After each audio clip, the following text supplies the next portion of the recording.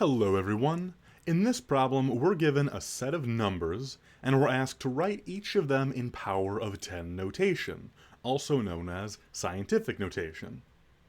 This means that we're looking to take each of the numbers and write them in a notation that looks like m times 10 to the power of n, where m is some number, and we're multiplying it by 10 to the power of some integer. We can represent any quantity this way, and we have to do that with each of the numbers given to us in this problem. Now, when you're writing a number in scientific notation, the main rule is that the coefficient, or m, should be a number that has one digit to the left of the decimal point, and the power of 10 should be chosen in a way that will allow for this to be the case. Another way you could think about it is that m must be a value that is between 1 and 10, but including 1 and not including 10. To see this in action, let's begin going through our examples. Part A, the number we're given is 1.156. You'll notice that this number already has one digit to the left of the decimal point.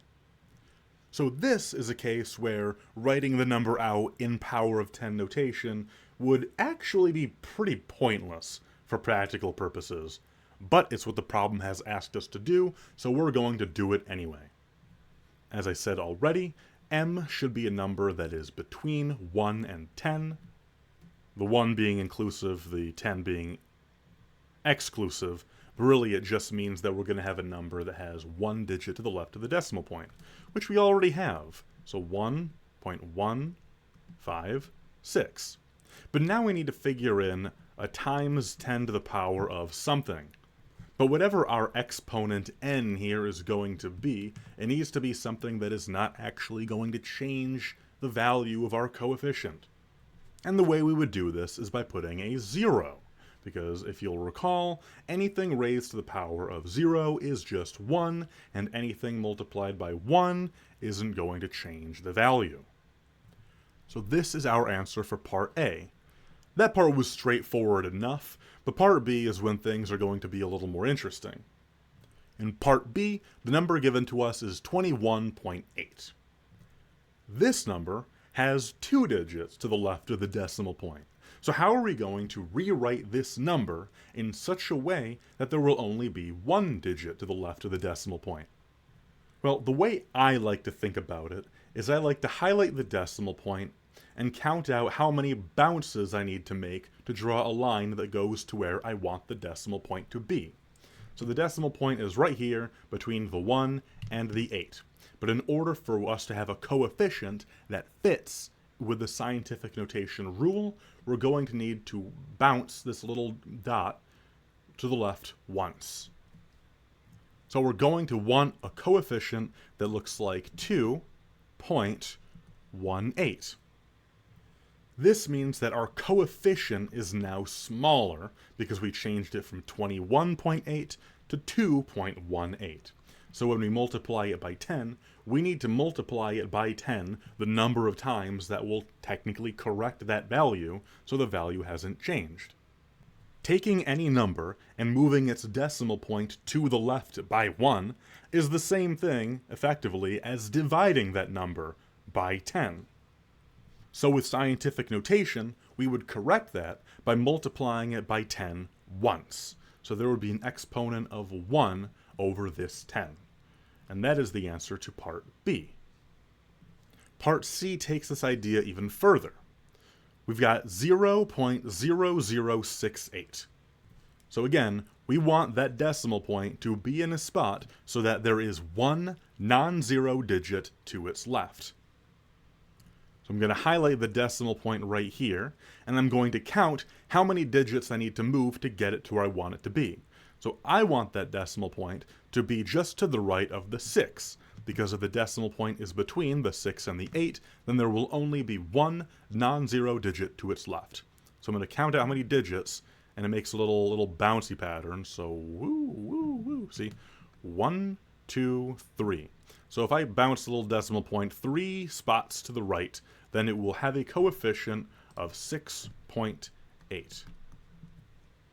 Notice that this time we've made our coefficient larger, because we've gone from 0.0068 to 6.8. We've made it larger. So when we multiply it by 10, we're going to need to use a negative exponent, because that needs to correct for the value by making it smaller. The way I like to think about it is that the magnitude of the exponent you choose is going to be the same as the number of bounces or the number of humps that you make when you're drawing this little line. That's why I like to draw the little line that way, because it gives me a visual representation of these little bounces, of these little humps, of the little number of decimals you go over that we're moving the decimal point by. So because we moved that decimal point 3 spots to the right, that's 3, the exponent is going to be 3. Or at least it will have a 3 in it, because we also need to take care to think about the sign, whether that exponent is positive or negative. And since moving that decimal point caused the coefficient to become larger, and we need to correct for that by multiplying it by a number that would make it smaller, we need the exponent in this case to be negative. So it's negative 3. So, if you move the decimal point from the left to the right, then the exponent on the 10 will be negative, and if you move the decimal point from the right to the left, then the exponent on the 10 will be positive. So that is our answer for part C, 6.8 times 10 to the power of negative 3. Part D, the number we're given is 328.65. At this point, we should know the drill. Here's the decimal point, and we can see that we're going to want to get it right after the 3, because that will put it in a position where there's only one non-zero digit to the left of the decimal point. So to count out how many digits we have to move to get there, that's 1, 2. So 2 spots. So our exponent is going to have a 2 in it, and since we're moving the decimal point to the left, it is going to be a positive exponent. So our coefficient is 3.2865, and we're multiplying by an order of magnitude, so 10 to the power of 2. So the order of magnitude here is 2. In part E, the number we're given is 0.219.